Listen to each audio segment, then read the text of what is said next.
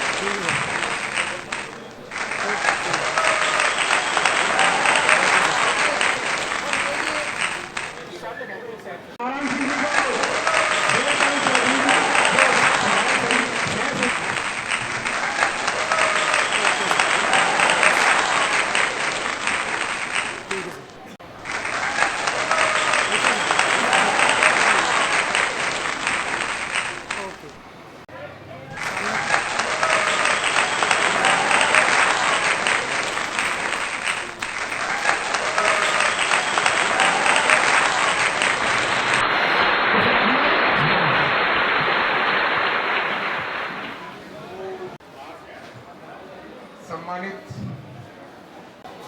Saxena ji, deputy general secretary association, बराबर में बैठे हमारे रिटायर्ड एसोसिएशन के जनरल सेक्रेटरी से हरभूमि जी शर्मा साहब, CITU से पधारे हमारे विशेष आमंत्रित सदस्य श्री राधाकृष्ण जी राणा साहब, और INTUC से हमारे सह संयोजक श्री देवगढ़ जी चौधरी साहब, और हमारे INTUC के संयोजक श्री आलोक जी दुबे, एवं हमारे अजमेर संभाग से प्रदेश कार्यकारिणी के अध्यक्ष श्री प्रहलाद जी पारिक साहब।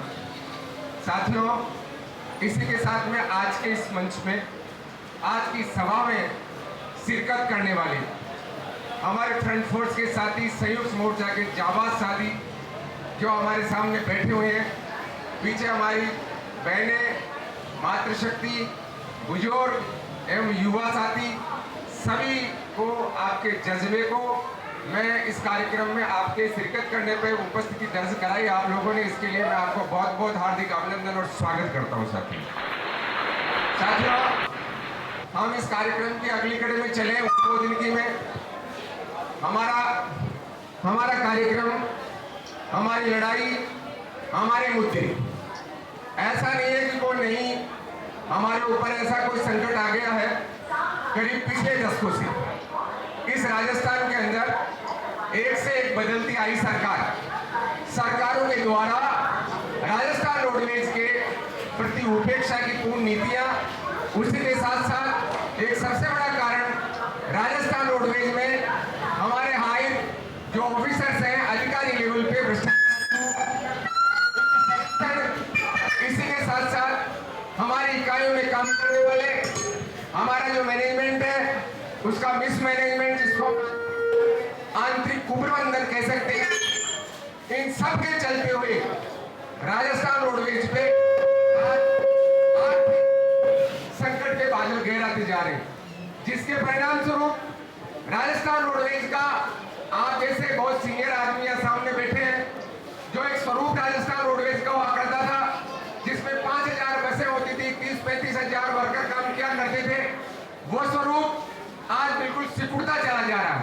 इसके साथ साथ रोडवेज के अंदर हमारे मैन पावर और हमारे संसाधन बिल्कुल घटते जा रहे हैं, जिससे रोडवेज में जो वर्तमान में जो कार्यरत कर्मचारी है उन पे काम का एक बहुत ज्यादा लोड और दबाव पड़ता जा रहा है। हमारा वर्कर जो संचालन संबंधी सेवाओं से जुड़ा हुआ है वो करीबन 8 घंटे की जगह 12-12, 13-13, 15-15 घंटे तक काम कर रहा है।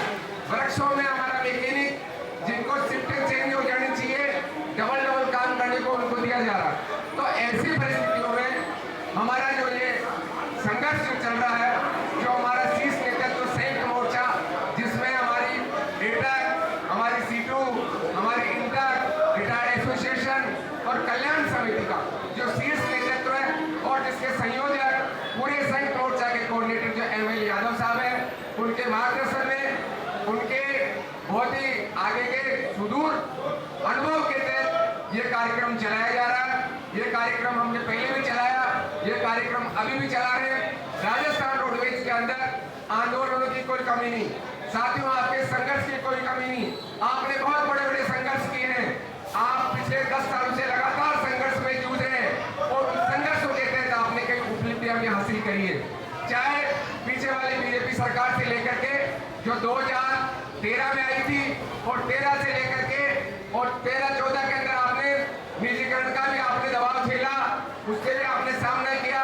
2014 में हमारे शहरी और ग्रामीण बसों के रूटों का जिस प्रकार से प्राइवेटाइजेशन किया, उसकी लड़ाई आपने लड़ी। 2015 में लोक परिवहन के उद्घाटन की लड़ाई आपने लड़ी, उसको भी जनपद से चलाना पड़ा। रोडवेज के बस अड्डों में नहीं घुसने दिया। इसके साथ साथ 2016 में 6 अक्टूबर 2016 को लोक सेवा परिवहन को भी आपने बाहर निकाला।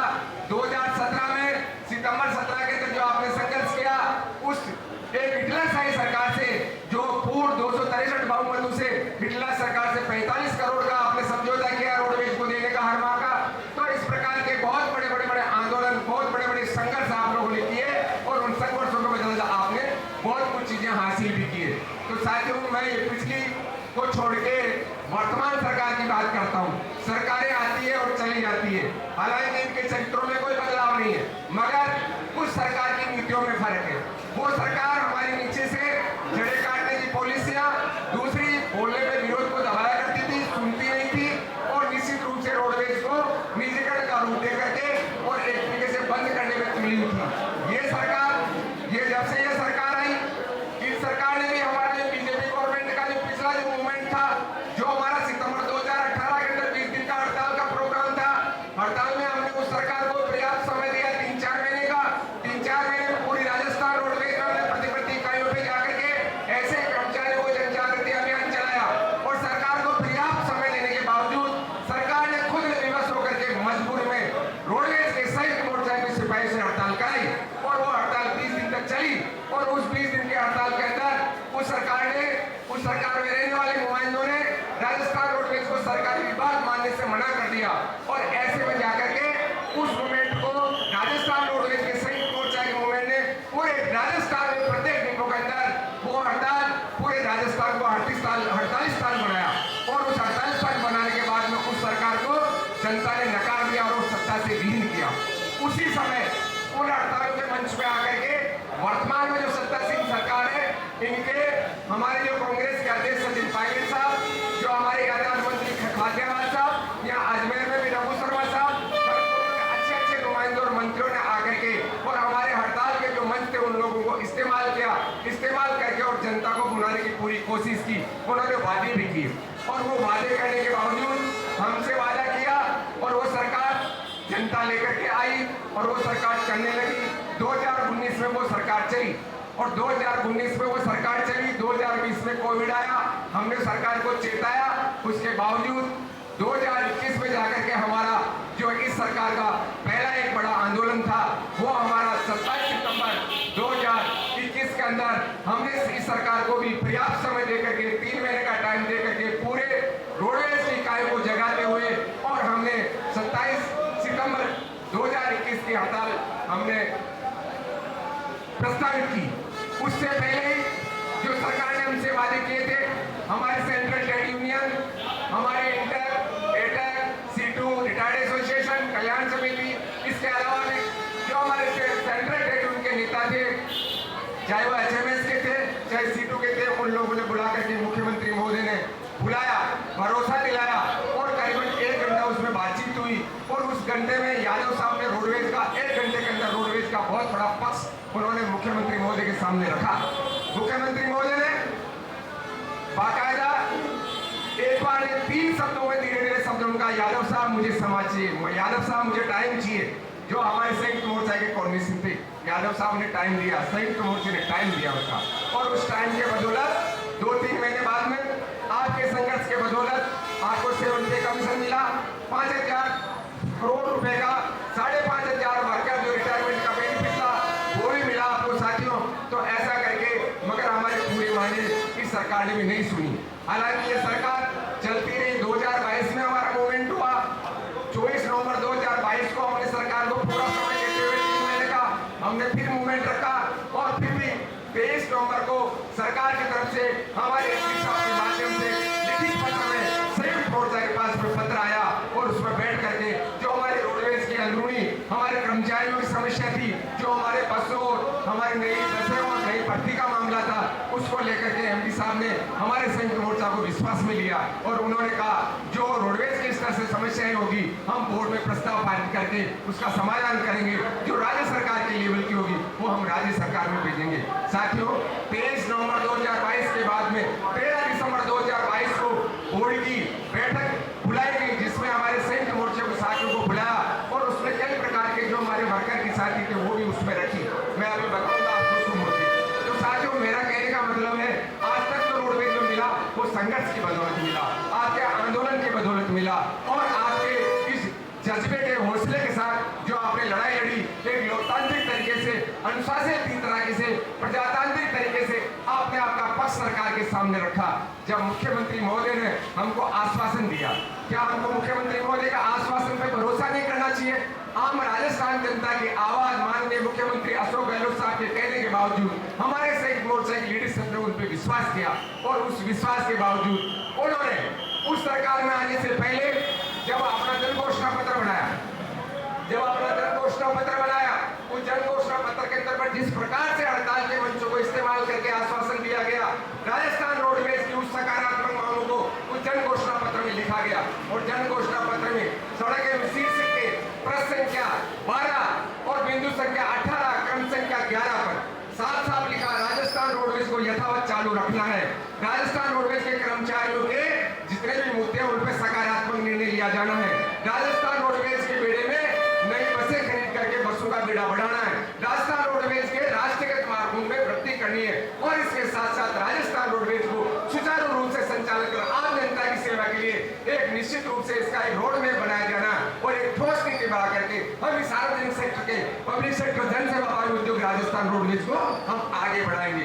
मैं आज इस मंच के माध्यम से मुख्यमंत्री महोदय को याद दिलाना चाहता हूँ, हमारी कोई मांग नहीं है, हमारी कोई मांग नहीं है।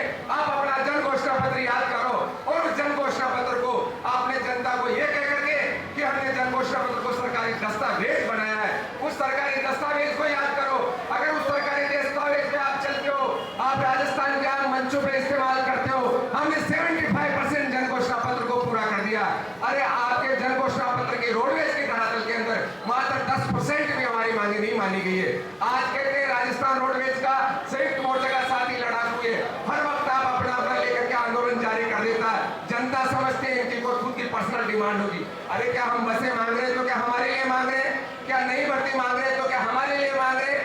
जब आप जनता के अंदर, राजस्थान रोडवेज के अंदर, जब आप पूरी बस के अंदर 45 से 48 सीटें होती है और जनता को आपने 55 तरह की रियायतें दे रखी है, 55 तरह की, उतनी तो बस में सीट ही नहीं होती है। अच्छी बात है, एक लोकतांत्रिक सरकार के लिए, एक संवेदनशील सरकार के लिए जो उद्योग राजस्थान रोडवेज जो जनसेवा वायु उद्योग उसको जनता की सेवा में काम लिया जाना बढ़िया है, मगर 2016 से लेकर के आज तक राजस्थान रोडवेज में अलग से रेवेन्यू बढ़ाने के कोई स्रोत काम में नहीं लगी है। तो इस साल से लेकर के करीबन 7-8 साल में बढ़ती हुई विभिन्न मदों में महंगाई की दर की लागत से जितने कॉस्ट बढ़ करके आए, जब तुम इस सार्वजनिक सेक्टर के जनसेवा वायु उद्योग राजस्थान रोडवेज को जनता की सेवा में काम ले रहे हो, तो उसकी बढ़ती लागत का जो डिफरेंस आती है वो अनुदान के रूप में भी सरकार को रोडवेज को देना चाहिए, ताकि उसकी आय का और इसमें बढ़ते हुए खर्चे का अंतरराशि मिलाने पे रोडवेज का खर्चा उसको काट दिया जाए। इसी के साथ साथ साथियों, हम सरकार से ये भी कहते हैं, जब सरकार आम जनता को कह रही है, आम जनता को कह रही है तुम मानते मानते थक जाओगे, हम देने देते नहीं थकेंगे। अरे राजस्थान रोडवेज का कर्मचारी आपकी जनसेवा उद्योग में जनता के द्वारा आपकी योजनाएं बनाई गई, जब राजस्थान रोडवेज आपसे खंडे से खंडा मिला के चल रहा था, जब कोविड का दौर आया, जब एक बेटा आपके बाप की आदमी को हाथ नहीं लगाता था, उस समय राजस्थान रोडवेज के संयुक्त मोर्चे के साथी वो उस कंधों पर कोरोना पीड़ितों को उठा के एक दूसरे ले जा रहे थे। ये आपकी जनसेवा वाली जो योजनाएं थी उनमें राजस्थान रोडवेज का, जब प्रक्षार्थियों की भीड़ होती थी, जब प्रक्षार्थियों को आपने छूट दिया, इसी अजमेर बस स्टैंड के ऊपर मैंने देखा है पैर पे पैर रखने की जगह नहीं थी। हमारा रोडवेज का प्रशासन, हमारा रोडवेज का ड्राइवर कंडक्टर, हमारा रोडवेज का वर्कशॉप का कर्मचारी उन बसों को लेकर के 8 घंटे से 5-5 घंटे तक रोडवेज बसों से नहीं उतरा और उस बस को देखते ही जो परीक्षा आती जैसे मधुमक्खी का छाछा टूट करके पड़ गया हो, और चाहे हमारा ड्राइवर चाहे कैसा ही हो, चाहे हमारा कंडक्टर कैसा ही हो, आपसी नोकझोंक होगी, मार पिटाई होगी, उसके बाद जनसेवाभावी उद्योग में काम करने वाले रोडवेज के कर्मचारी ने जनता की सेवा की। ये क्यों बोल जाते हैं मुख्यमंत्री महोदय, राजस्थान रोडवेज को क्यों पूरा पाल रखा, क्यों भेदभाव की नीति अपना रखी? तो राजस्थान रोडवेज ने आपको समय समय पर क्यों मात्र 6 महीने का कार्यकाल रहा है, जिसमें 3 महीने की आचार संहिता लग जाएगी, 3 महीने बाद में यह सरकार अस्तित्व विहीन हो जाएगी।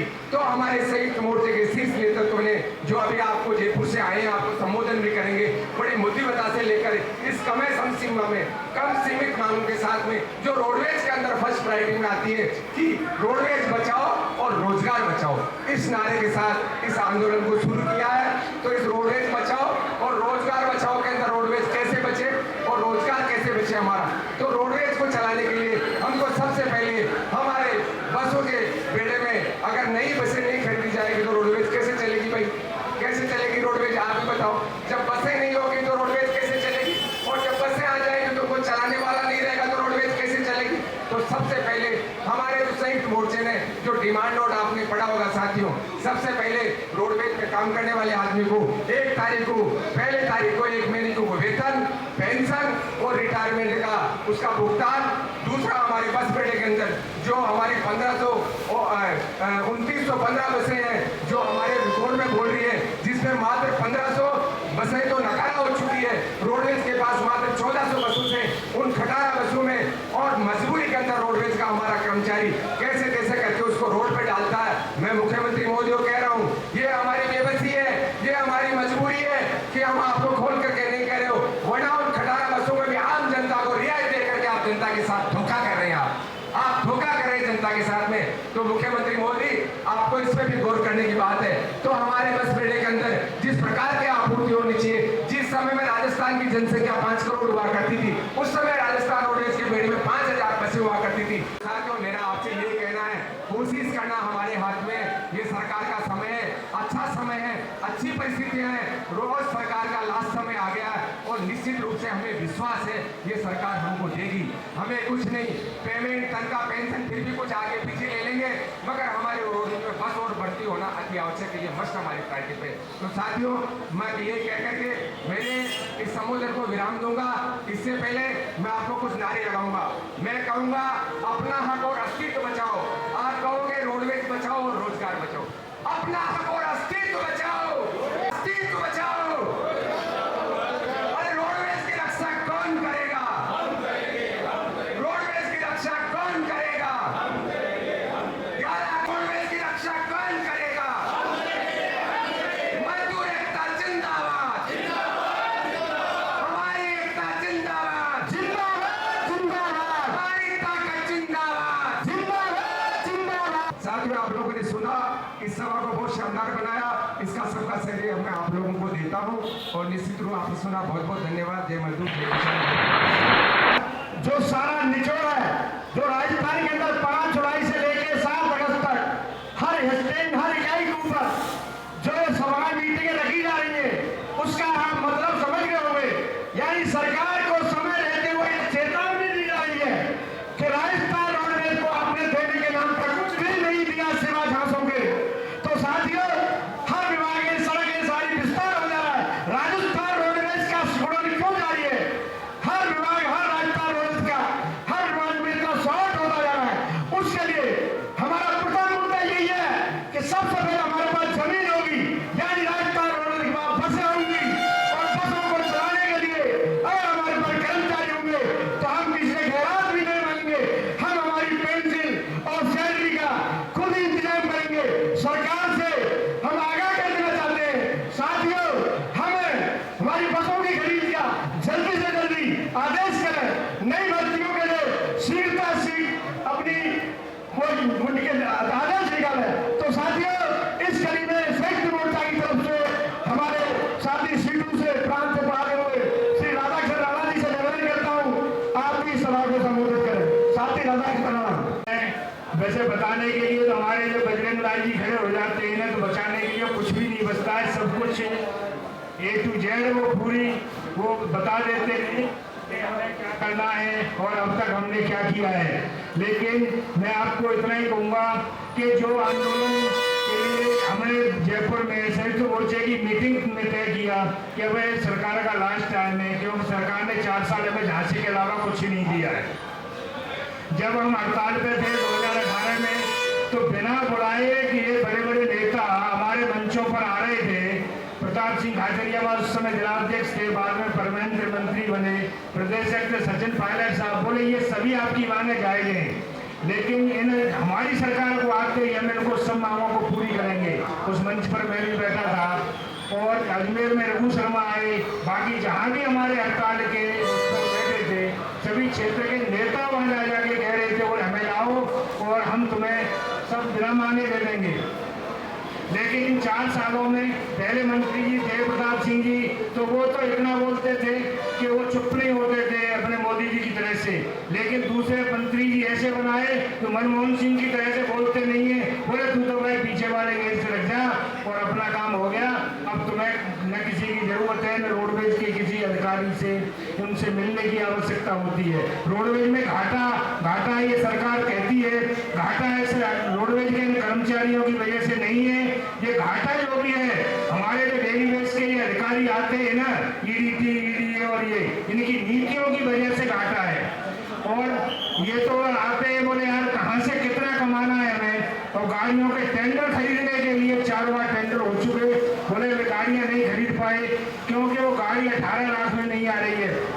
आपकी इनोवा 22 लाख की आती है, आपको 52 सीटर गाड़ी 18 लाख में चाहिए जो आज से 5 साल पहले आती थी, तो वो कैसे मिलेगी।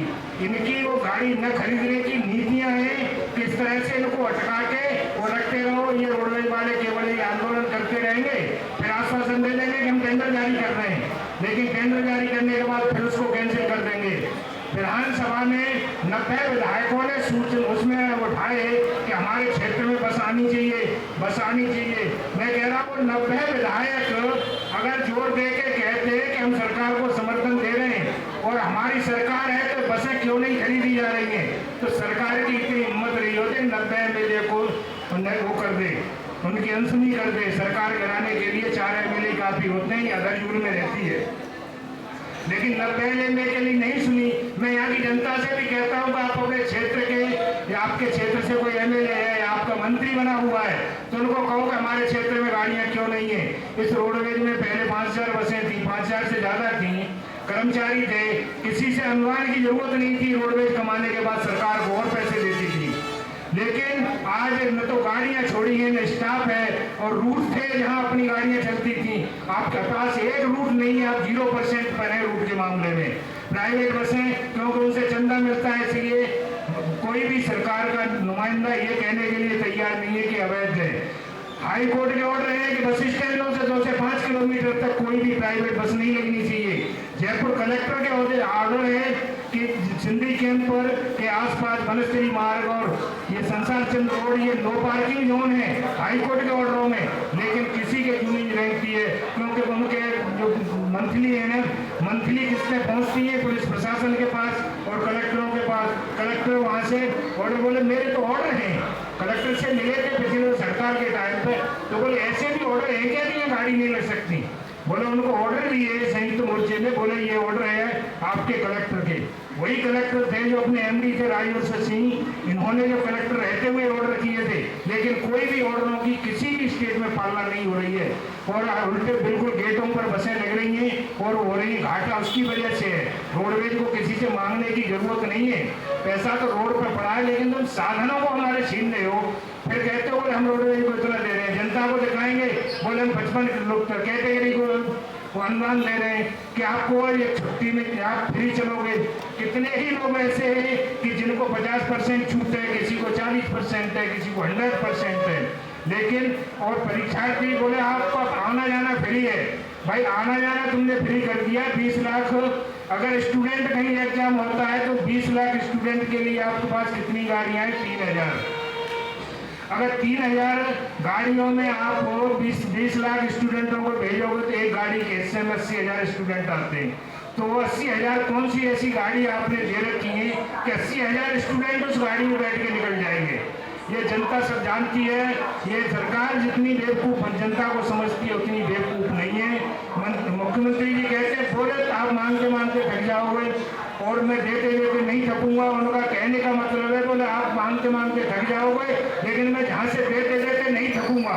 उनका एक ही मतलब है ये, बाकी पैसे देने के लिए के नाम पर बोले वहाँ से आ गए आपके पास, यहाँ से आ गए, ये फंड आ रहा है, यहाँ से लोन दिलवा देता हूँ, वहाँ से दिलवा देता हूँ। वो कर्ज में डुबोने का ही एक तरीका है कि आपको गाड़ी खरीदने के लिए बोले वहाँ से 250 करोड़ दिलवा दूंगा, वहाँ से 140 करोड़ दिलवा दूंगा।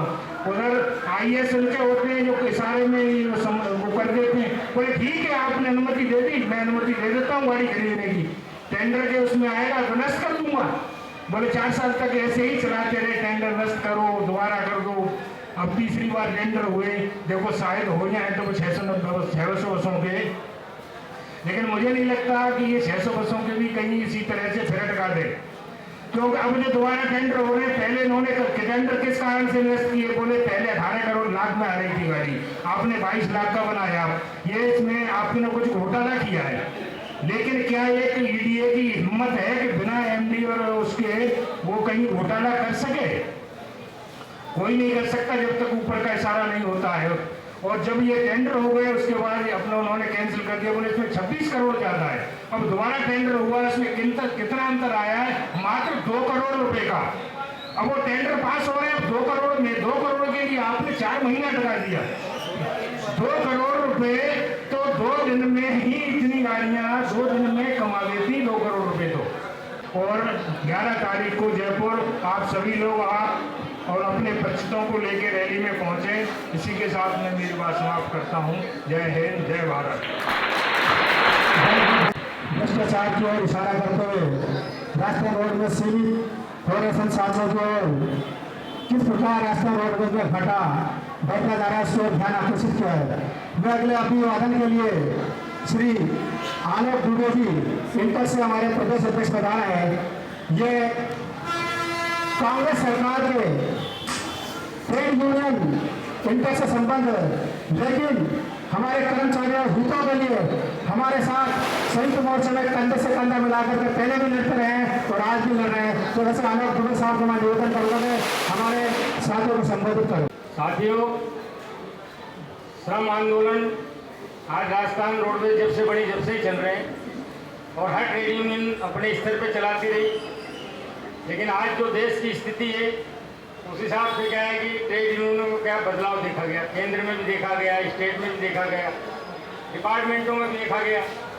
आज केंद्र में हमारे चीज़ें संजीव रेड्डी साहब हैं, सभी ट्रेड यूनियन को लेके केंद्र की विरोधी नीतियाँ हैं। श्रम विभाग में जो बदलाव किए मोदी जी ने, और मजदूरों पे जो हाथ हो रहे हैं, किसानों के आंदोलन है, उनको भी क्या है एक हो के आंदोलन करने पड़ रहे हैं। पहले कोई समय था, रेलवे वाले कहते थे कि हम तो 24 घंटे का अल्टीमेटम देंगे और हम तो सारी मांगे मनवाने, लेकिन आज स्थिति है कि सबसे पहले निजीकरण उन्हीं का हुआ, इसलिए आज समय बदला हुआ है। उसी हिसाब से राजस्थान रोडवेज की व्यवस्था भी धीरे धीरे इसमें हमला होता रहा। जब हमला इतना हो गया कि घर में जब व्यवस्था हो गई कि यार अब तो अपना आगे 1 महीना खर्चा ही नहीं चलेगा। आज स्थिति जब पिछले बीजेपी के टाइम में अपन लोगों ने देखा कि अभी उद्योग की संकट में है तो सब लोग एक हुए और अपनी अपनी नीतियाँ, अपनी अपनी व्यवस्था बदल के हमने आंदोलन किया। इसलिए आप आंदोलन आपका सक्सेस होगा। और जैसे पहले 2 मांगे, 2 आंदोलन में अपन ने समझौते किए और अपने को ज़्यादा से ज़्यादा मिला है, वो ही हम इसमें लेके उठेंगे और आप लोगों की जीत होगी। धन्यवाद। शर्मा से निवेदन करूँगा कि हमारे सभी साथियों को संबोधित करें। साथी बनवारी लाल जहांगीर, हमारे एटेक के प्रतिनिधि साथी बजरंगलाल जी शर्मा, सीटू के साथी राधा किशन जी राणा, इंटर के साथी आलोक दुबे जी और देवकरण जी चौधरी, हमारे एसोसिएशन के मेरे साथ आए हमारे प्रदेश कार्यकारी अध्यक्ष साथी सुरेंद्र मोहन सक्सेना जी, कल्याण समिति के साथी प्रहलाद पारिक साहब और बहादुर मजदूर दोस्त, मुझे खुशी है कि आज मैं पहली और अंतिम बैठक यूँ समझ लो बाहर की, जयपुर से बाहर, मैं कहीं दौरे पे नहीं गया पूरे दौरों के ऊपर, दूसरों को भेजा। हमने कहा नई कैडर हमारी तैयार हुई है, उनको लोगों के बीच में जाना चाहिए। बजरंगलाल जी भी हमारे उप महासचिव हैं एसोसिएशन के, पर ये एटेक का प्रतिनिधित्व कर रहे हैं क्योंकि एटेक ने भी इनको छोड़ा नहीं है। और हमारे भी ये उपमा सचिव हुए एसोसिएशन के लिए नए अभी जो सीकर में। तो मुझे खुशी है कि अजमेर का मजदूर वर्ग शुरू से क्रांतिकारी मजदूर वर्ग है। वो जमाना था हम 78 में, 79 में, 80 में, 19 जनवरी 82 के एक दिन की हड़ताल में सेंट्रल वर्षों का मैं सेक्रेटरी होता था। रमेश टेलर या नाम ही अजमेर के नेता होते थे। रमेश टेलर का नाम नहीं लो तो अजमेर का ट्रेड यूनियन मूवमेंट ही नहीं कहलाता। रेलवे से लेके रोडवेज तक, HMT से लेके बैंकों तक, LIC, कोई उद्योग, प्राइवेट, रिक्शा, तांगा, तोशनेवाल, कोई इंडस्ट्री ऐसी नहीं थी जहाँ रमेश टेलर की नेतागिरी नहीं चलती। और हमने उनकी उंगली पकड़ के लीडरी सीखी, नेतृत्व करना सीखा और आपके बीच में, मजदूरों के बीच में लड़ते लड़ते आज हम लगातार लड़ाई लड़ते जा रहे हैं। तो मुझे खुशी है कि यहाँ के मजदूर का स्वभाव संघर्ष का है, यहाँ के मजदूर का स्वभाव लड़ाकूपन का है। इसने रोडवेज को बचाने के लिए कभी अनुबंधित वाहनों के खिलाफ हम लड़ा करते थे। फारिक साहब आपको याद होगा, अनुबंधित वाहन रोडवेज में नहीं लगने देंगे, ऐसा संकल्प हम किया करते थे। एक समय था जब ड्राइवर एक बस पे 1.35 होता था, कंडक्टर 1.35 होता करता था। मतलब समझते हो, 100 पे 35 ड्राइवर, 35 कंडक्टर एक्स्ट्रा हुआ करते थे ताकि गाड़ी कर्टेल नहीं हो। आज है क्या आपके पास? आज कंडक्टरों की जगह सारथी भर्ती किए जा रहे हैं। आज सारथी का भी सवाल नहीं है, शोषण और भ्रष्टाचार का माध्यम बन गई है आज की व्यवस्था रोडवेज के अंदर। ये बहुत तकलीफ की बात है। तो संयुक्त मोर्चा ने सारी बातों पे विचार किया और आज क्या आप देख रहे हैं, बहुत पुराने इतिहास में मैं नहीं जाऊंगा क्योंकि समय सीमा है यहाँ भी, बहुत लंबा तो नहीं बोलना है ना हमको, तो 1 घंटे की तो इजाज़त दोगे नहीं आप मुझे। तो मैं केवल आपको बीजेपी के समय की बात करूँ, सड़क से दिखाऊँ। तुम लगातार बीजेपी के समय में लगातार 5 साल तक लड़ते रहे। बीजेपी ने लगातार हमारे ऊपर हमले किए और हमारी लड़ाई की बदौलत ये रोडवेज किसी तरह बची रही और आखिर में वसुंधरा जी जाते जाते 1000 बसें खरीद के रोडवेज के बेड़े भी मिलाई। याद है कि नहीं आपको? और उसी के हमारे रोडवेज को डुबोने की नीतियों के खिलाफ हमने आह्वान किया, भाजपा भगाओ कांग्रेस हो। आह्वान किया हमने। पहली बार भारत के ट्रेड यूनियन मूवमेंट में एक राजनीतिक स्लोगन, हम राजनीति नहीं करते, आज भी हम किसी राजनीतिक पार्टी के ना तो खिलाफत करते ना वफादारी करते। हम लड़ रहे रोडवेज बचाओ, हम लड़ रहे रोजगार बचाओ, ये हमारा नारा है। पर इसमें कोई जबरदस्ती आएगा, टांग अड़ाएगा तो उसकी टांग तोड़ देना हम अपना परम कर्तव्य मानते हैं, चाहे वो कांग्रेस हो, चाहे बीजेपी हो, चाहे कोई पार्टी। उस पार्टी से हमें कोई तो हमने भगाने में हमने सहयोग किया। ये नहीं कहते कि हमारी वजह से ही कांग्रेस आ गई या हमारी वजह से भाजपा भाग गई। हम तो सीमित लोग थे और हमने अपनी पूरी ताकत लगाई, ईमानदारी से लड़ाई लड़ी। और कांग्रेस ने क्या किया? सत्ता पार्टी ने क्या किया? हमें आश्वस्त किया हमारी सरकार बनेगी तो हम तुम्हारा अच्छा करेंगे। घोषणा पत्र में लिखा, सरकार बनने के बाद घोषणा पत्र को सरकारी दस्तावेज बनाया। तो सरकारी दस्तावेज का मतलब क्या? वो नीति है सरकार की। गहलोत साहब के सामने सीधा सवाल हम करते हैं, आपने उसमें लिखा रोडवेज में बसें बढ़ाएंगे, कहा बड़ी घटी। संघर्ष करना चाहिए, सब सहमत है, संघर्ष करना चाहिए। या ऐसे ही घर में बैठे बैठे व्हाट्सएप पे डालते रहे कि नेताओं को ये करना चाहिए, मुझे गर्म बिस्तर में सोना चाहिए, ऐसे कमरे में सोना चाहिए, ऐसा तो नहीं है ना। तो संघर्ष किसको करना चाहिए? खाली नेताओं को करना चाहिए या सारे मजदूरों को मिलकर के करना चाहिए? जो रोडवेज का भला करेगा, जो मजदूर का भला करेगा, उसके साथ मजदूर लगेगा, उसके साथ हम लगेगा। सवाल है कि रोडवेज बचाना जरूरी है कि नहीं? रोजगार बचाना जरूरी है कि नहीं? अगर ये है तो लड़ने के अलावा और क्या रास्ता है? मेरे हिसाब से लड़ने के अलावा आपके पास कोई रास्ता नहीं।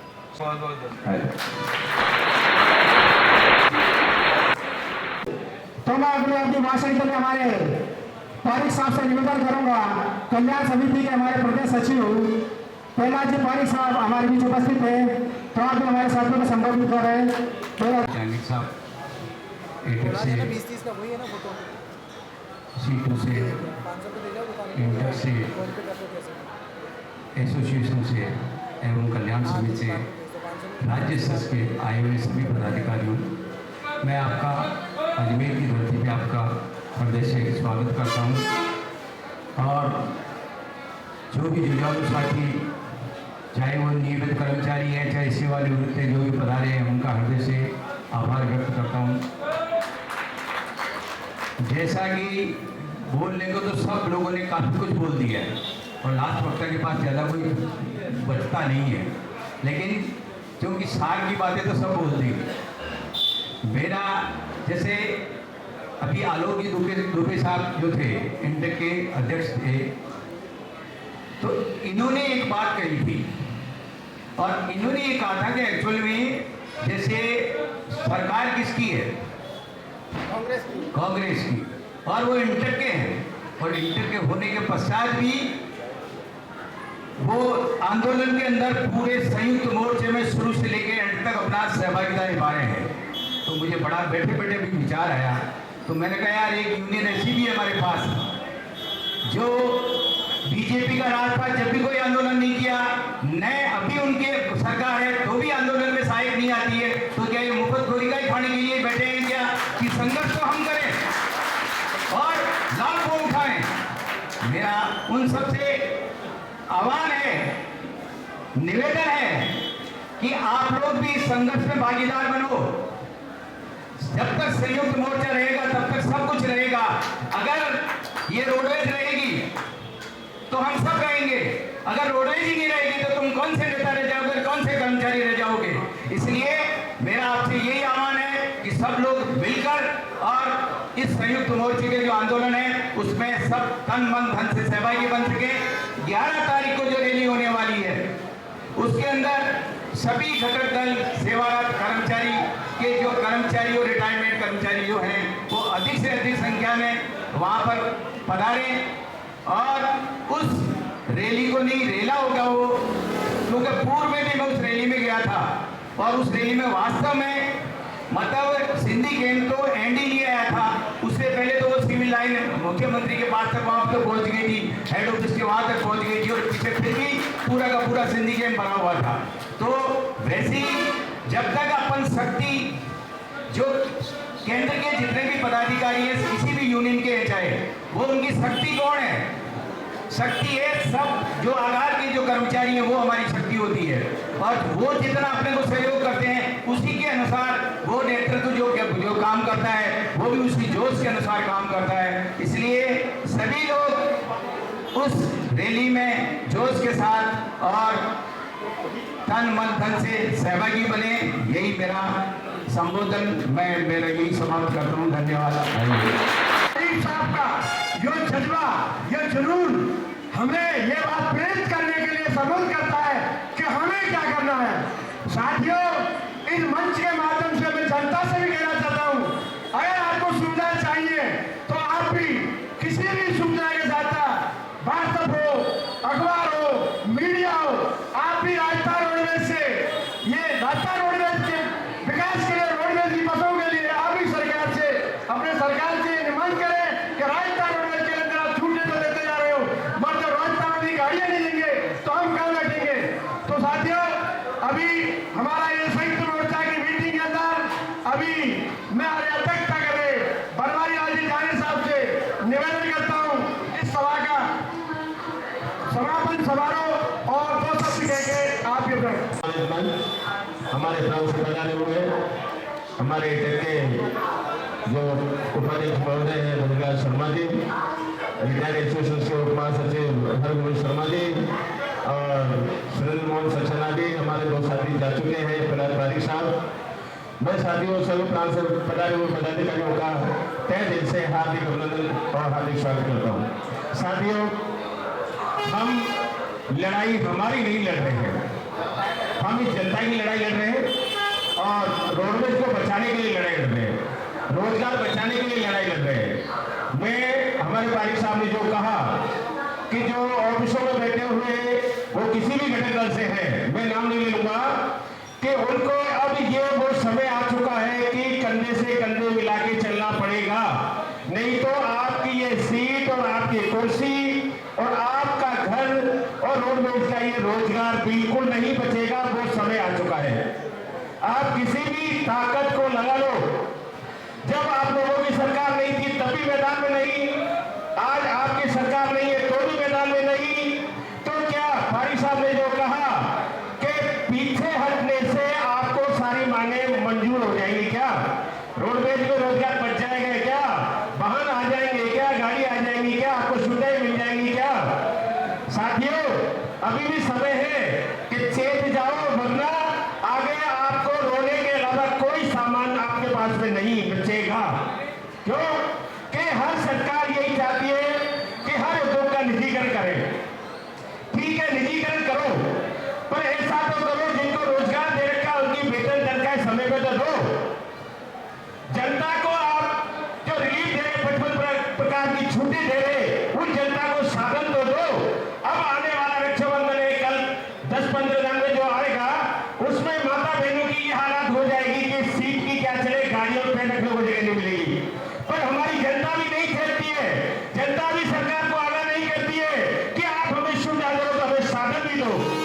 और मैं जनता से भी कह देना चाहता हूँ, ये चंद दिनों की मेहमान रोडवेज है, अगर ये सरकार की नीतियां रही तो ना आपको साधन मिलेगा और ना आपको छूट मिलेगी।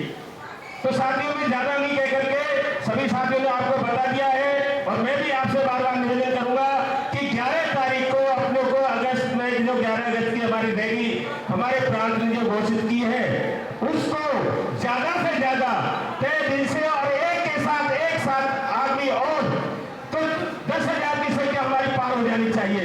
इसी के साथ में मैं सभा का समापन करता हूँ।